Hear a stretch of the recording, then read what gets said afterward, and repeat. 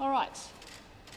Good morning, Queensland, and good morning from Pinkenba at the brand new International Cruise Ship Terminal, which we hope will be operating sometime in the future, but I'll have a bit more to say about that a little bit later. I'll give the COVID update first.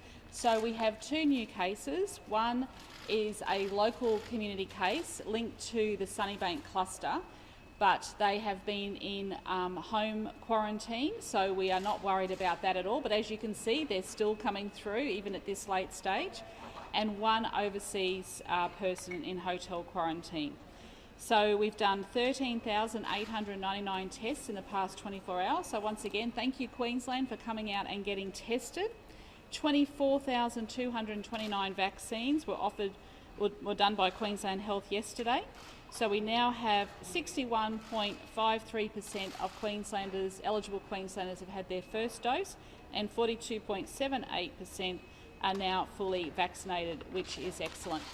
Well, I just wanted to let people know that the cruise ship terminal here at Pinkenba has now become a new vaccination hub. So this is predominantly for the workers in this area, whether they work at the port, the airlines, or the industries that are out here. But, you know, any member of the public is more than welcome to come in here and get vaccinated. If you want to have a sneak peek at the brand new International Cruise Ship Terminal here at Pinkenba, come and have a look. It's absolutely fabulous. So then, of course, we mentioned yesterday we've got walk-ins at Caboolture, Doomben, Kippa-Ring and Boondall. And then for the preliminary finals at Suncorp this weekend, and then of course the finals the following weekend, we'll be having pop-up vaccination centres as well. So our message to Queensland is please come and get vaccinated. And people are very proud to be getting vaccinated. They're coming up to me telling me that they've had their vaccines. So Queensland, we've got to get that rate up. So very good at the moment, but we've got to keep getting it up higher. And of course, with more vaccine coming on board, we've got Moderna that started yesterday. It's wonderful to see some of the young children getting their first vaccines at Moderna at the pharmacies. So of course, this is going to progressively roll out more and more as the days continue. Just in relation to the cruise ship terminal here, can I say that it'd be wonderful to see sometime in the future that we actually get our cruise industry back up and running.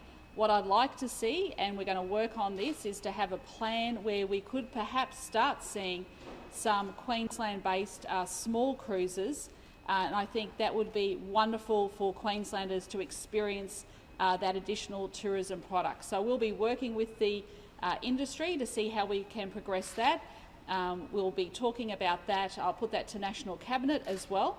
But I honestly think that that's a great option for Queenslanders who are fully vaccinated to actually trial some smaller cruises up and down the Queensland coast. So, you know, we're a few months off that, of course, but, you know, we need to start the planning. And I know how much Queenslanders love their cruises because I was just in Hervey Bay and Bundaberg, and they were talking to me how they miss that. But if we could have some smaller cruises up and down the coast, it's something that our government is prepared to work with the industry to make sure that they have COVID-safe plans.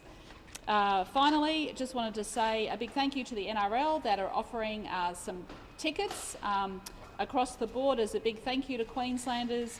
They are being offered to people who work in defence, they're being offered to our healthcare workers, they've been offered to the footy clubs, and they're also saying a big thank you to people who are coming out and getting vaccinated. So please, big thank you to the NRL, but of course the preliminary finals are coming up this weekend.